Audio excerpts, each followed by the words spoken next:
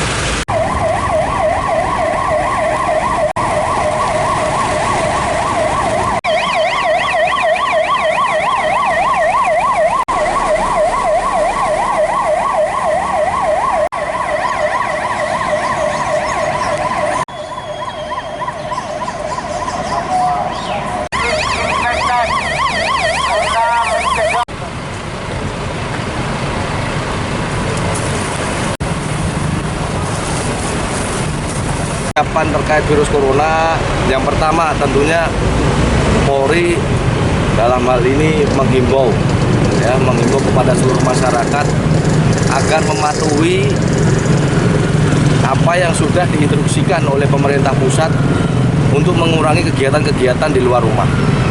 Yang kedua, tidak ada kegiatan-kegiatan pengumpulan massa ataupun di titik-titik tertentu untuk melakukan kegiatan-kegiatan yang banyak mengundang massa.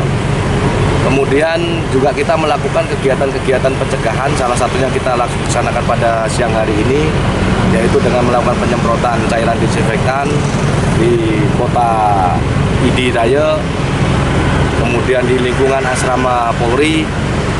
Kemudian kita juga berupaya untuk memberikan himbauan, setiap hari kita berikan himbauan kepada masyarakat supaya selalu berlaku hidup sehat.